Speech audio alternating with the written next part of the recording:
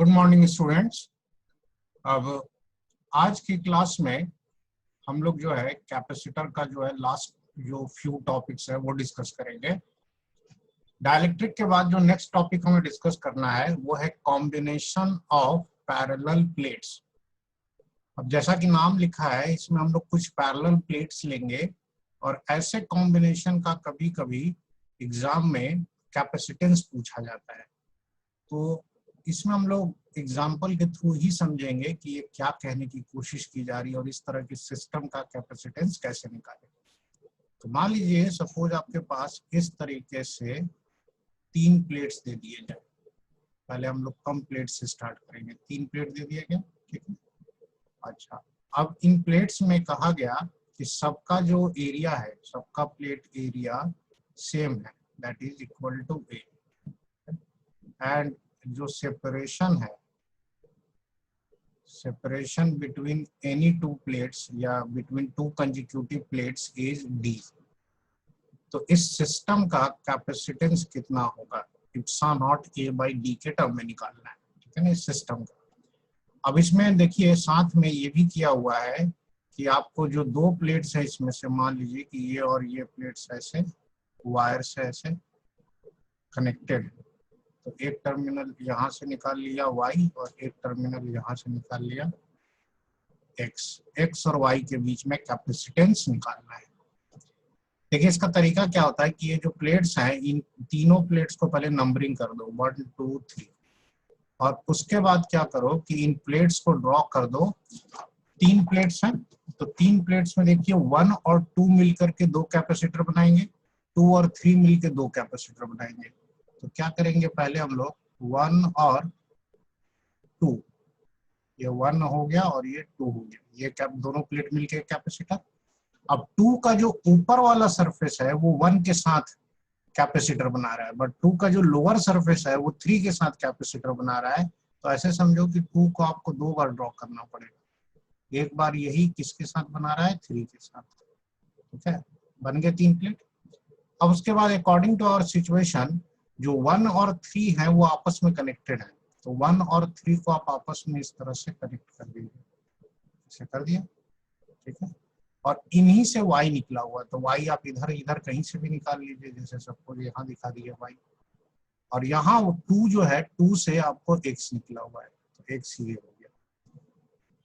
अब देखो इसी को हम लोग रीड्रॉ कर लेते हैं। ये पॉइंट भी x होगा, ये पॉइंट y है, तो यहाँ से कनेक्टेड है, तो ये भी क्या होगा, y होगा।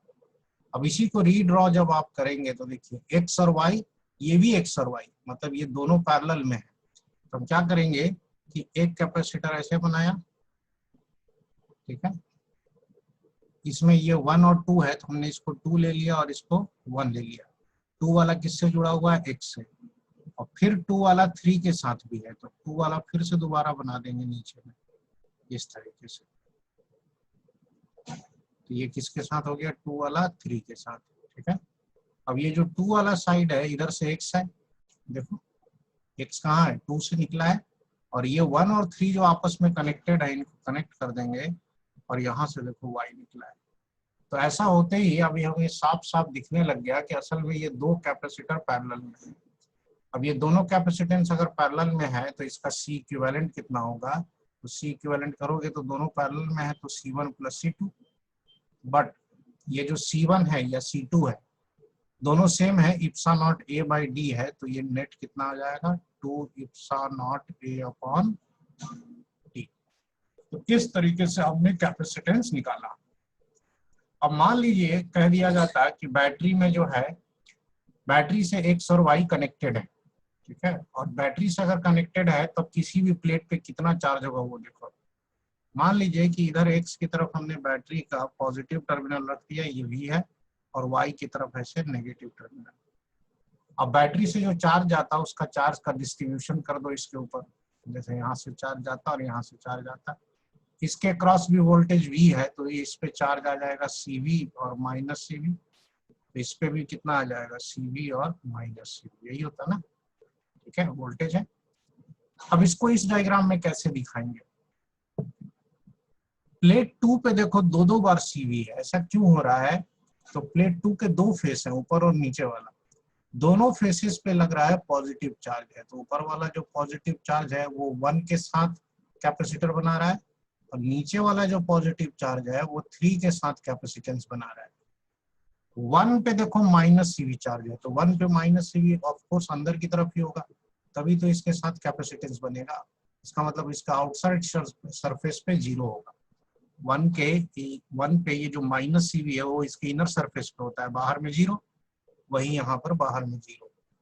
अब आइए 3 पर, यहाँ प्लस है तो नो डाउट यहाँ पर माइनस होना चाहिए, तो यहाँ पर माइनस सीवी होगा और बाहर में 0 होगा, वही यहाँ पे दिखा रहा है। 3 का देखो अंदर का सरफेस पे माइनस सीवी और बाहर में 0, और जो 2 का प्लेट है उस पर टोटल चार्ज 2 सीवी होगा।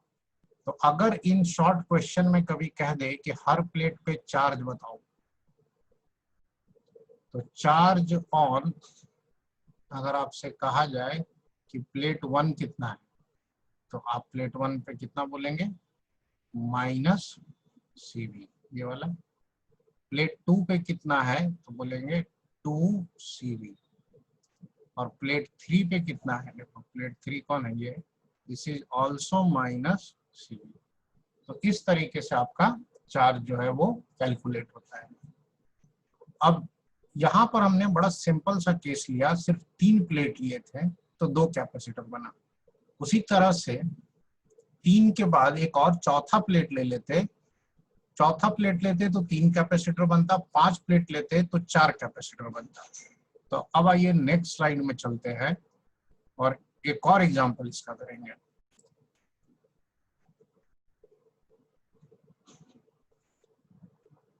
अब हमने क्या किया कि फिर से ढेर सारे ऐसे प्लेट ले लिए, एक प्लेट ये हो गया, एक प्लेट ये हो गया, सब आइडेंटिकल प्लेट्स हैं पिछले बार की तरह और सब पैरेलल है।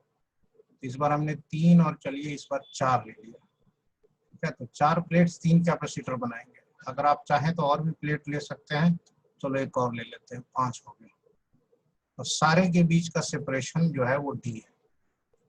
अब इनमें कनेक्शन दिखा देते हैं। मान लीजिए कि आपको दिया हुआ है कि ये और ये आपस में ऐसे कनेक्टेड है, ठीक है, और ये वाला इससे कनेक्टेड है।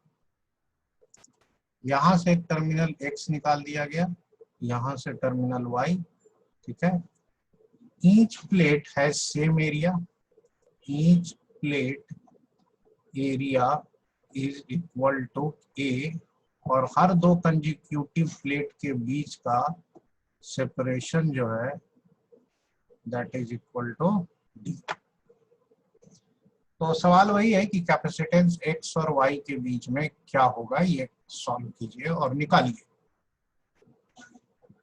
अब अगेन कैसे निकाले भाई कैपेसिटेंस, तो सबसे पहला काम क्या होता है कि हम लोग जो है ना प्लेट्स की नंबरिंग कर देंगे।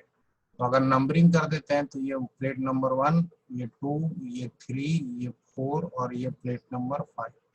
तो पहले आप क्या कीजिए कि पांचों प्लेट को एक लाइन से सीरीज में दिखा दीजिए, ठीक है। तो पहले पांचों प्लेट को एक साथ एक ही लाइन में दिखाएंगे और बाद में सोचते रहेंगे कि कौन किसके साथ सीरीज है, कौन किसके साथ पैरेलल है, ठीक है। अब इसमें देखो प्लेट 1 2, तो एक लिया प्लेट 1, ठीक है, उसके साथ प्लेट 2, फिर प्लेट 1 2 एक कैपेसिटेंस है, 2 3 अलग है, तो फिर ये 2 को दोबारा बनाएंगे, 2 और इधर 3, ठीक है। फिर 3 4 एक अलग कैपेसिटेंस होगा, तो ये 3 और ये इधर 4, और फिर उसके बाद 4 और इस तरह से 5, ये पांचों बन गए।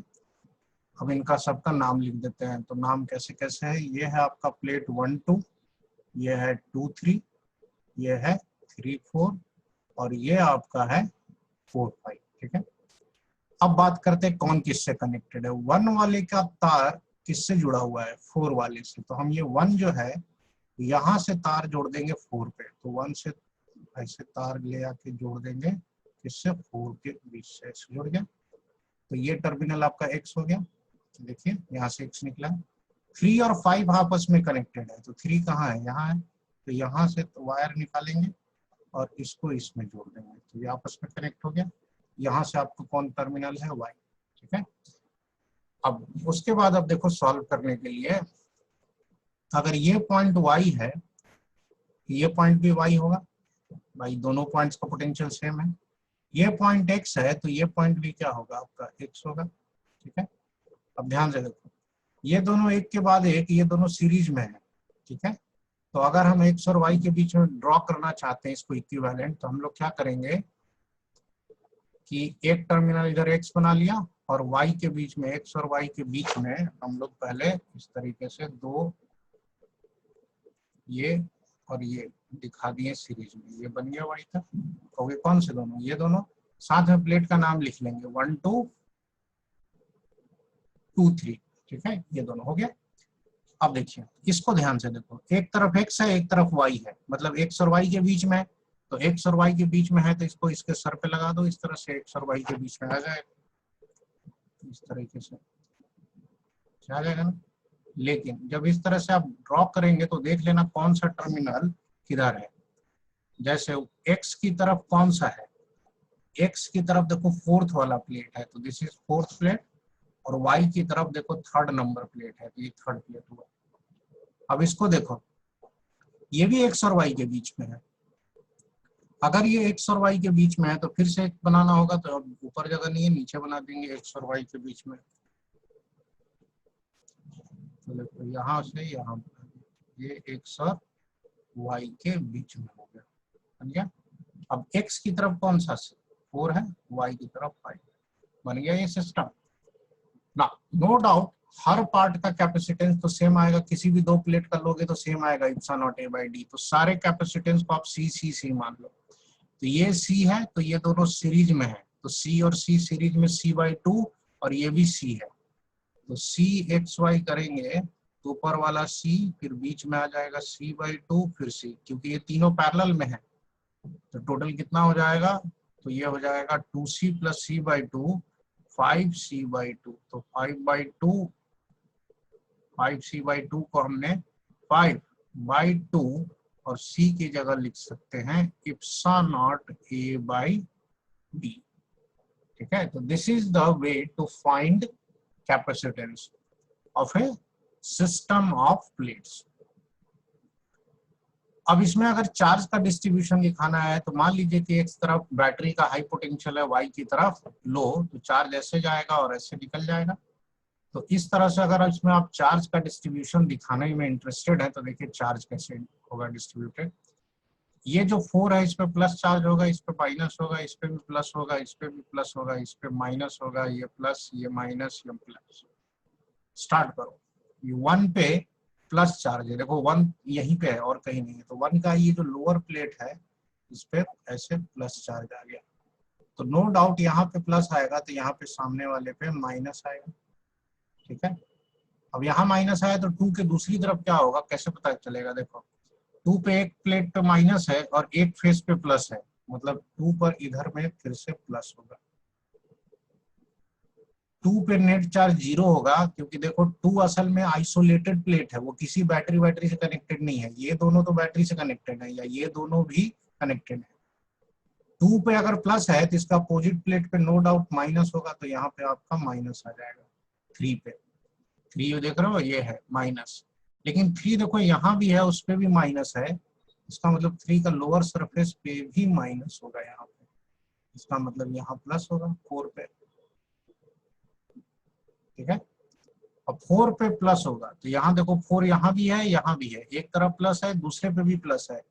4 वाला 5 के साथ जो बना रहा है उसमें 4 वाले पे प्लस है, तो इसका मतलब यहाँ पे भी आपको प्लस चार्ज होगा ऐसे, और 5 पे कितना होगा, तो ये माइनस होगा। ठीक है, 5 पे देखो माइनस है, ये आ गया।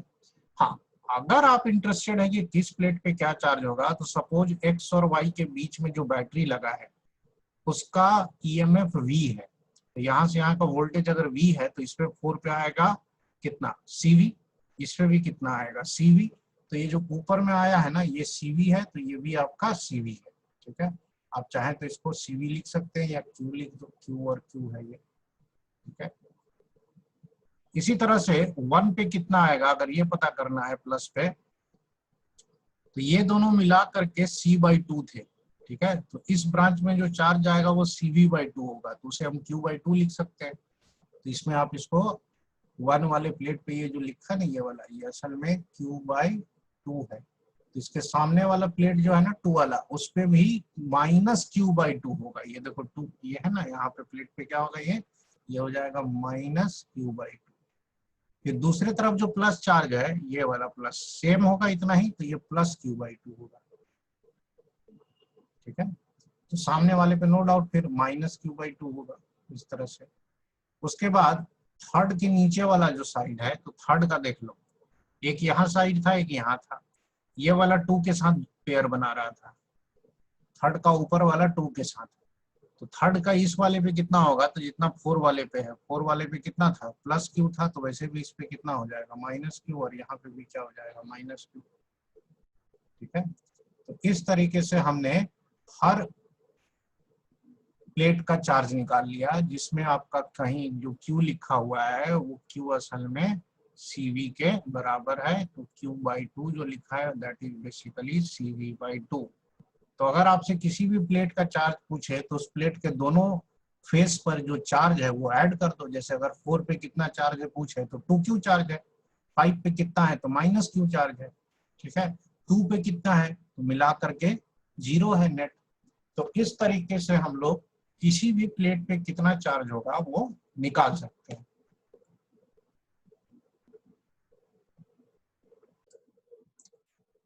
अब कैपेसिटर चैप्टर में नेक्स्ट थिंग जो हमें डिस्कस करनी है वो है अदर टाइप्स ऑफ कैपेसिटर। देखिए पूरे चैप्टर में हमने सिर्फ पैरेलल प्लेट कैपेसिटर लिया, बट चैप्टर के स्टार्ट में हमने टाइप्स ऑफ कैपेसिटर जब लिखा था तो उसमें 3 तरह के कैपेसिटर लिखे थे। एक था आपका पैरेलल प्लेट कैपेसिटर, एक था स्फेरिकल कैपेसिटर और एक था सिलिंड्रिकल। तो अभी तक हमने स्फेरिकल और सिलिंड्रिकल कैपेसिटर डिस्कस नहीं किया, तो अब हम लोग वही डिस्कस करेंगे। तो पहले हम लोग डिस्कस करेंगे स्फेरिकल कैपेसिटर। ना स्फेरिकल कैपेसिटर बनाने के लिए क्या चाहिए, तो स्फेरिकल कैपेसिटर बनाने के लिए आपको 2 कंसेंट्रिक स्फीयर्स चाहिए, हॉलो स्फीयर्स। ठीक है ना, तो 2 concentric conducting, of course conducting होना चाहिए, आप नॉन कंडक्टिंग मटेरियल लकड़ी का तो नहीं बना सकते हैं। 2 कंसेंट्रिक कंडक्टिंग शेल्स। ठीक है ना, ये रिक्वायरमेंट है, कंसेंट्रिक होना चाहिए और कंडक्टिंग शेल्स होने चाहिए। तो इसको देखो ड्रॉ कर लेते हैं पहले। अब इसमें अंदर वाला शेल सॉलिड हो चलेगा, लेकिन बाहर वाला जो है वो हॉलो होना चाहिए, कंफर्म। अब मान लीजिए कि ये एक शेल है, ठीक है, और दूसरा शेल ये, इस तरह से ये बन गया। अब इसका रेडियस अलग है और ये जो बाहर वाला है इसका रेडियस अलग है, ए और बी रेडियस ले लेते हैं। अब इस सिस्टम का हमें कैपेसिटेंस निकालना है। ठीक है, तो इसमें रेडियस मैंने एज्यूम कर लिया है ए और बी, तो इसका रेडियस ए है और इसका रेडियस बी है। कैपेसिटेंस निकालने के लिए हम अंदर वाला जो शेल है उसको पॉजिटिव चार्ज पहले दे देंगे। तो मान लीजिए अंदर वाले को +q दे दिया, तो सामने वाले पे -q होना चाहिए, तभी ये जाके कैपेसिटर माना जाएगा। क्योंकि कैपेसिटर का मतलब ही होता है 2 plate carrying equal and opposite charge, यहाँ -q। अब यहाँ पर -q लाने का 2 तरीका है, या तो इनके बीच में बैटरी कनेक्ट रखिए या अंदर वाले को चार्ज आप दे दीजिए। ठीक है, तो अंदर के चार्ज की वजह से इस पे -q अपने आप आ जाएगा, लेकिन अगर ये न्यूट्रल है तो इस पे बाहर में +q भी आएगा। उस बाहर वाले +q को 0 करने का उपाय है कि आप इस आउटर शेल को अर्थिंग कर दीजिए। अर्थिंग करने का मतलब होता है कि आउटर सरफेस का charge will flow out and जो आउटर सरफेस होगा उस पर कोई चार्ज नहीं होगा, 0 होगा। तो ध्यान रखना है कि इस पे आउटर सरफेस पे चार्ज नहीं होना चाहिए। वैसे भी अगर आप ध्यान से सोचे तो पैरेलल प्लेट जो कैपेसिटर होता है, इसमें इस पे सामने में प्लस प्लेट, पॉजिटिव प्लेट पे अंदर में चार्ज होता है, यहाँ भी चार्ज होता है, लेकिन बाहरी सरफेसेस पे चार्ज 0 होता है। तो ये जो आउटर वाला शेल है उसके बाहरी सरफेस, इनर वाले शेल के अंदरूनी सरफेस, इधर में चार्ज नहीं होना चाहिए, तभी ये एक स्फेरिकल कैपेसिटर माना जाएगा। अब इस सिस्टम का हम लोग कैपेसिटेंस कैसे निकालें, तो बेसिक फंडा वही है कि कैपेसिटेंस निकालने के लिए आपको पहले इनका पोटेंशियल डिफरेंस निकालना होगा, डेल्टा V। तो डेल्टा वी निकालने के लिए क्या करेंगे, जो अंदर वाला है उसका पोटेंशियल में से बाहर वाले का पोटेंशियल माइनस करेंगे। क्यों भाई ऐसा करेंगे, क्योंकि अंदर वाले का पोटेंशियल हाई है। तो पोटेंशियल कैसे लिखेंगे, अब ये प्योर इलेक्ट्रोस्टैट्स आ गया, अंदर वाले का होगा के क्यू बाय रेडियस, तो के क्यू बाय ए, ठीक है, ये अपने चार्ज की वजह से। फिर बाहर वाले चार्ज की वजह से होगा माइनस के क्यू अपॉन बी, ठीक है। फिर बाहर वाले का लिखना हुआ तो अपना ये जो क्यू है इसके वजह से बाहर पे कितना होगा, तो के क्यू बाय आउटर रेडियस, तो के क्यू बाय माइनस बी, और अपने खुद के क्यू बाई बी होगा, और अपने खुद के चार्ज की वजह से होगा माइनस के क्यू बाई बी। देखो वैसे भी ये मिला करके जीरो आ रहा है क्योंकि अर्थिंग किया है, तो आप कॉमन सेंस से कह सकते थे कि इसका पोटेंशियल आउटर शेल का जीरो है, ये कैंसिल हो गया, आ गया ये। अब डेल्टा वी जो होता है वो क्यू बाई सी भी होता है, ये होता है ना, तो हमें सी निकालना था, तो 1/c इज इक्वल टू करेंगे तो के होता है 1/4 पाई इप्सिलॉन नॉट, तो ये हो गया 1/4 पाई इप्सिलॉन नॉट, ठीक है। और यहाँ पे करोगे तो ये आ जाएगा 1/a minus 1/b, Q cancel हो चुका है। सो यहाँ से अब आप जब इसको चाहें तो लिख सकते हैं 4 pi epsilon not A B, और ऊपर में आएगा b माइनस ए जो नीचे चला जाएगा, तो b minus A. So finally this is your answer of capacitance, तो ये आपका कैपेसिटेंस आ गया 4 pi epsilon not by epsilon not A B by B minus A. And as usual देखो 4 pi epsilon not A B by B minus A, अगर mentally सोचो तो ये उससे मैच कर रहा है जो आप पढ़ चुके हैं, किससे, epsilon not area by D से मैच कर रहा है कि नहीं। देखो यहाँ भी इप्सिलॉन नॉट है, और 4 पाई ए बी को ऐसे समझो कि इसका सरफेस एरिया, अंदर वाले का सरफेस एरिया कितना होता है 4 पाई ए स्क्वायर, और बाहर वाले का सरफेस एरिया कितना होता है 4 पाई बी स्क्वायर। ऐसा लग रहा है कि जो आपको एरिया लिया गया है 4 पाई ए बी लिया गया है, ठीक है, जिसमें दोनों का एक एक रेडियस ले लिया गया है, और डी की जगह बी माइनस ए है, जो कि बी माइनस ए क्या है, इन दोनों प्लेट्स के बीच का दूरी है। तो कैपेसिटेंस याद रखने का ये सिंपल सा ट्रिक हुआ कि कुछ नया फॉर्मूला नहीं है, सेम फॉर्मूला है आपका epsilon not a by D. अब आइए इसी में नोट एक देखिए सिंपल सा, अगर आपके पास आइसोलेटेड कंडक्टिंग स्फीयर होता, आइसोलेटेड कंडक्टिंग स्फीयर, ठीक है। अब आइसोलेटेड कंडक्टिंग स्फीयर का हमने पहले ही कैपेसिटेंस निकाला है कि 4 पाई इप्सिलॉन नॉट आर आता है, और वो देखिए कैसे आता है। तो मान लीजिए ये आइसोलेटेड कंडक्टिंग स्फीयर हो गया, ठीक है, रेडियस इसका हमने आर ले लिया, इसका रेडियस आर है।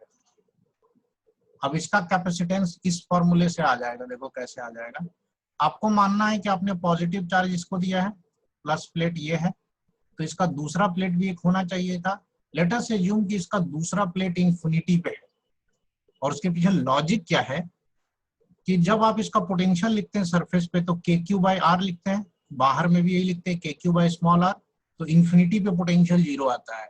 दूसरा प्लेट पे देखो पोटेंशियल जीरो होना चाहिए, तो इस केस में हम क्या करेंगे कि जो अंदर वाला रेडियस है ए इक्वल टू आर ले लेंगे, और जो बी है, जो बाहर वाला रेडियस है बी अप्रोचेज इन्फिनिटी ले लेंगे, ठीक है। और इसी फॉर्मूले में हम लोग इसमें लिमिट यूज कर लेंगे कि limit b tends to infinity, समझे। तो सी इसमें जो लिखना है आपको, तो 4 पाई इप्सिलॉन नॉट ए की जगह कितना हो चुका है, ए की जगह आर हो चुका है, इंटू बी डिवाइडेड बाई यहाँ पे कितना आ जाएगा बी माइनस ए की जगह आर। अब इसकी वैल्यू अगर निकालोगे तो आपने मैथ्स वाले तो समझ जाएंगे, लिमिट पढ़ा होगा, इसको पहले बी से डिवाइड कर दो तो 1 माइनस आर बाई बी होगा, तो वहां से फिर ये क्या हो जाएगा आपका टर्म नीचे वाला 1 आ जाएगा, तो ये होता है 4 पाई इप्सिलॉन नॉट आर आ जाएगा, ठीक है ना। तो सिंपल सा ये आपको फाइनली आंसर आ जाएगा।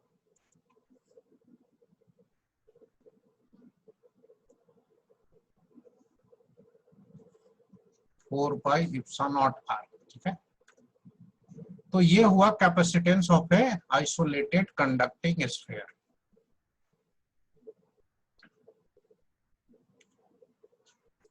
अब मान लीजिए कि बीच में ये जो स्पेस है, ये जो हमने अभी बनाया था, फिर से इसको ड्रॉ कर दें, ये हमारा था इस तरह से कंडक्टिंग।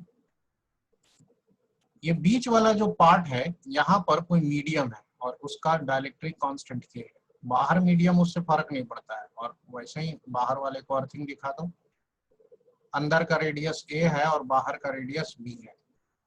अगर ऐसा केस कभी दे दिया जाए तब कैपेसिटेंस क्या होगा, तो हमने वो जो 4 pi epsilon not A B लिखा था, उसी को आप के से बस मल्टीप्लाई कर दोगे ऊपर में। क्यों? क्योंकि जब भी कैपेसिटर के दोनों प्लेट के बीच में अगर कोई डाइलेक्ट्रिक आ जाए, देन कैपेसिटेंस इंक्रीजेस के टाइम्स। तो सिंपल सा वही लॉजिक है, तो इसका कैपेसिटेंस के टाइम्स बढ़ जाएगा। ठीक है,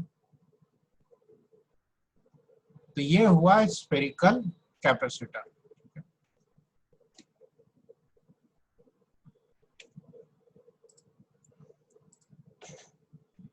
अब नेक्स्ट जो है, इसमें हम लोग डिस्कस करेंगे cylindrical capacitor.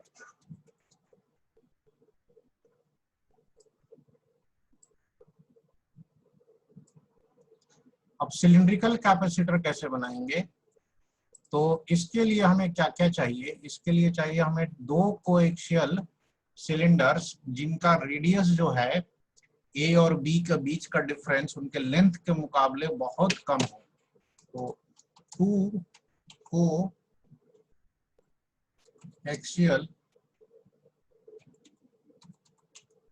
Cylindrical shells. Shells का मतलब जिसका थिकनेस नेग्लिजिबल, जैसे अंडे के छिलके को हम लोग शेल कहते हैं ना, उस तरीके से। तो दो कोएक्सियल सिलिंड्रिकल शेल लेना है। अब देखिए कैसे होगा।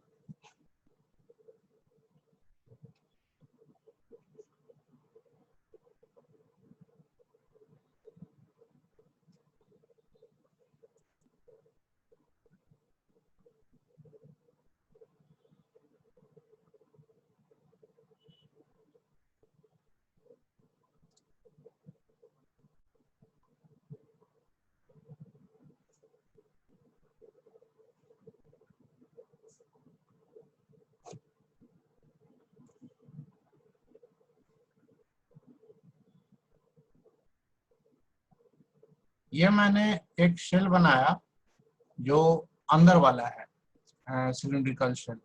अब इसको जो है सराउंड करता हुआ एक और शेल चाहिए हमें। तो ये दूसरा वाला शेल जो आएगा उसका रेडियस इससे बड़ा होगा, ऐसे लेना होगा इस तरीके से। ठीक है, इस तरीके से। और ये उसका ऐसे आ जाएगा सिलेंडर का बाहरी वाला। ये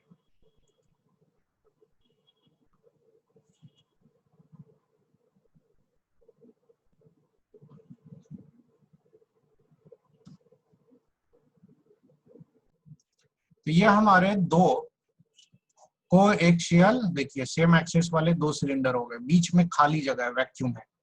अंदर वाले का रेडियस ए है, बाहर वाले का बी है। ठीक है, और इनका जो लेंथ है वो एल लिया है।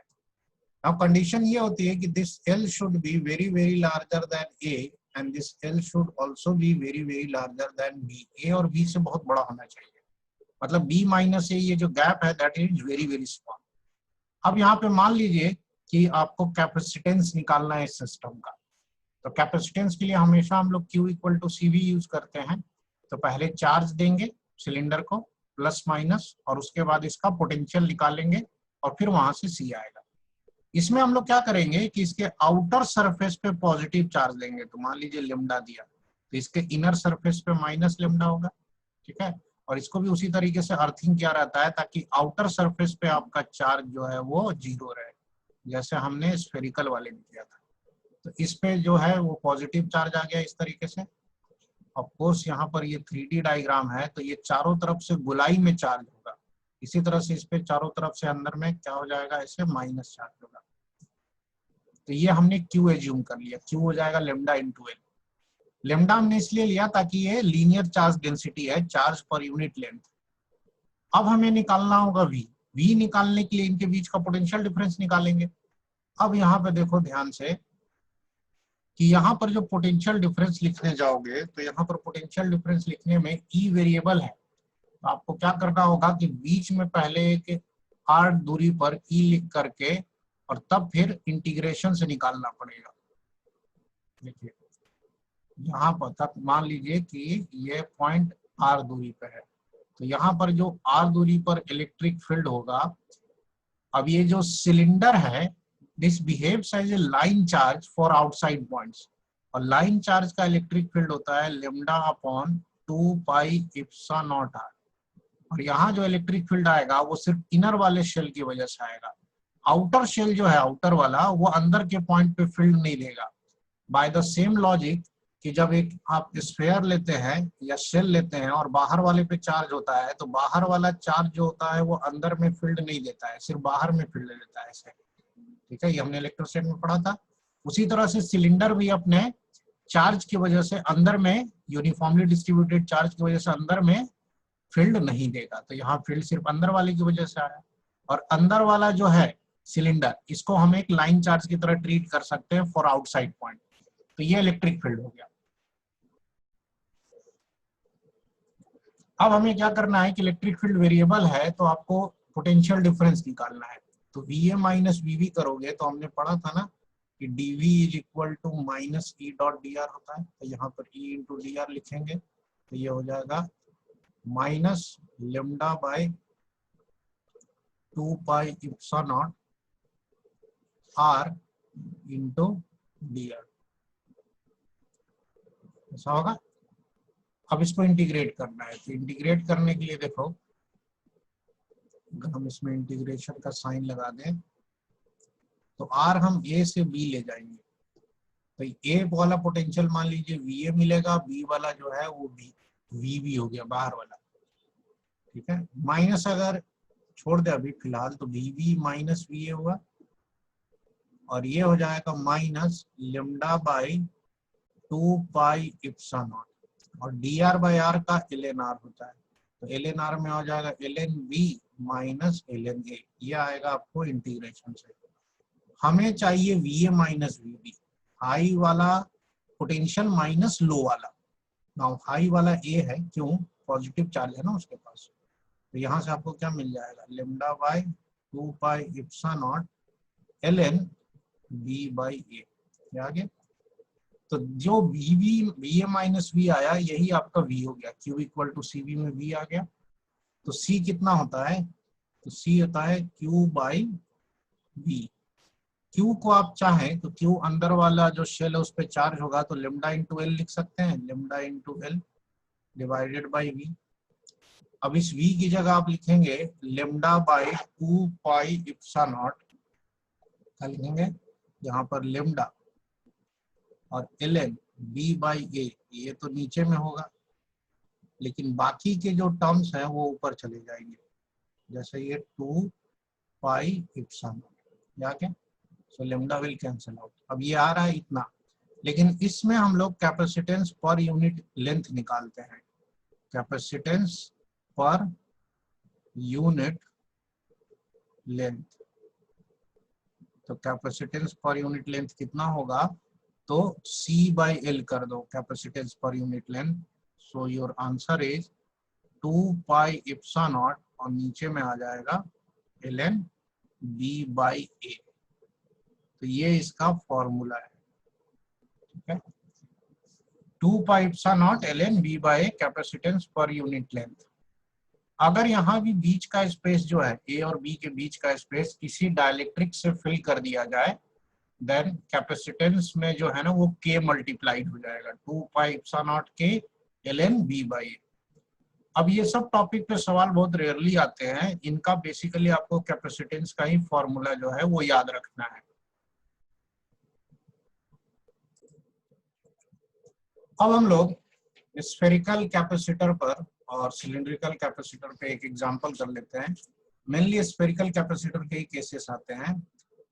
सपोज हमारे पास ये एक स्फेरिकल कैपेसिटर दिया हुआ है, ठीक है, स्फेरिकल कैपेसिटर में या दो कंसेंट्रिक शेल दिए हुए हैं जिसमें बाहर वाला अर्थिंग नहीं है, ये ए है और बाहर वाला बी है और बाहर वाले की अर्थिंग नहीं की गई है। तो बोला जाए कि इस सिस्टम का कैपेसिटेंस क्या होगा, निकालो। अगर अर्थिंग नहीं की है तो, अर्थिंग की होती तब तो आप सीधे फॉर्मूला लिख सकते थे। अब देखो इसमें प्रॉब्लम क्या होगा कि अगर आप अर्थिंग नहीं किए हो बाहर वाले को तो उसके आउटर सरफेस पर भी चार्ज आएगा। जब आप इसको प्लस चार्ज दोगे यहाँ पर प्लस चार्ज, तो नो डाउट यहाँ माइनस चार्ज उतना इंड्यूस हो जाएगा, वो तो ठीक है। तो ये दोनों मिलके तो एक कैपेसिटर बना ही लिए, लेकिन साथ में बाहर में भी तो प्लस इंड्यूस हो जाएगा, वो न्यूट्रल है और अर्थिंग तो नहीं किया हुआ है। तो बैटरी कनेक्ट करने पर क्या होगा कि ये दोनों मिलके एक कैपेसिटेंस बना रहे हैं और फिर ये आउटर सरफेस वाला एक अलग कैपेसिटेंस बना रहा है। तो आप इसको ऐसे समझ लीजिए कि ये दोनों मिल करके स्पेस एक कैपेसिटर है और ये और फिर एक वैक्यूम मिल करके एक अलग कैपेसिटर है। मतलब इसका आउटर सरफेस जो है that is behaving like a different capacitor.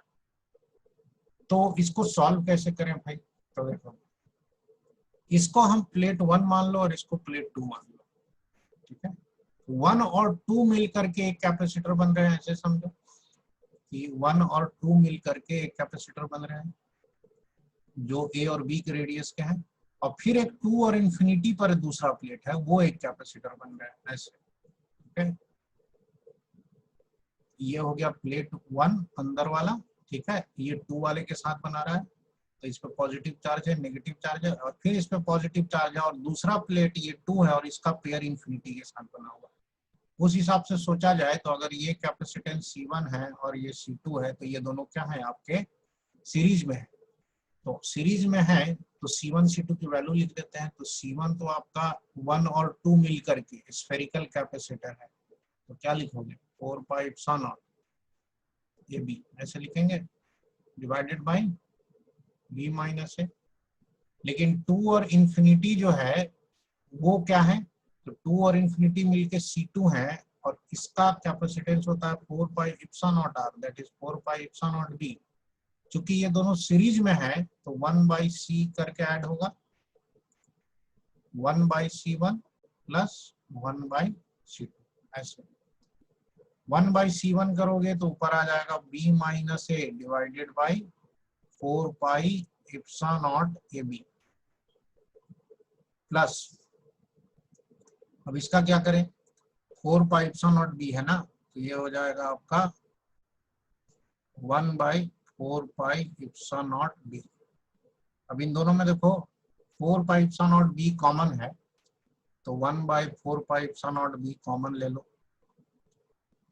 ठीक है। ऊपर में क्या होगा, तो b minus A plus A divided by A आएगा, ऐसा आएगा। तो फिर आपको क्या करना होगा, ये दोनों कैंसिल हो जाएगा, तो b बाई ए, b और b भी कैंसिल हुआ, तो 4 pi 1 by 4 pi epsilon not A आ गया। तो ये तो 1 बाई सी था, तो देयरफॉर आपका c कितना हो जाएगा, c आ जाएगा इस केस में 4 पाई एप्सिलॉन नॉट ए। तो ये आपका जो आंसर आया, अगर इस आंसर को ध्यान से देखो तो इस आंसर को देखने से ऐसा लग रहा है जैसे this system is behaving like a conducting sphere of radius A. अगर आपको एक कंडक्टिंग स्फीयर दे दिया जाता ए रेडियस का इस तरीके से, तो उसका भी कैपेसिटेंस यही होता। तो ऐसा क्यों हुआ भाई कि ये ए रेडियस के स्फीयर की तरह बिहेव करने लगा? ऐसा इसलिए हुआ क्योंकि इसमें भी अगर आप चार्ज देते थे आउटर सरफेस पे तो इसका इलेक्ट्रिक फील्ड सरफेस से लेकर इंफिनिटी तक आता है। यहाँ भी देखो इलेक्ट्रिक फील्ड सरफेस से लेकर के इंफिनिटी तक हर जगह इलेक्ट्रिक फील्ड है। इसका जो प्लस माइनस है मिला करके तो नेट चार्ज 0 हो जा रहा है, तो बाहर इफेक्ट आ ही नहीं रहा है, ठीक है। तो this is behaving like a conducting shell या स्फीयर ऑफ रेडियस ए। इसीलिए बाहर में अर्थिंग करना जरूरी है। बाहर वाले प्लेट को अर्थिंग कर देते तो बाहर में ये चार्ज नहीं आता और आउटसाइड इलेक्ट्रिक फील्ड 0 होता, सिर्फ इन दोनों प्लेट्स के बीच में इलेक्ट्रिक फील्ड होता। वैसे भी किसी भी कैपेसिटर में इलेक्ट्रिक फील्ड सिर्फ अंदर में होना चाहिए, बाहर में 0 होता है, ठीक है। नोट कर लो इसको।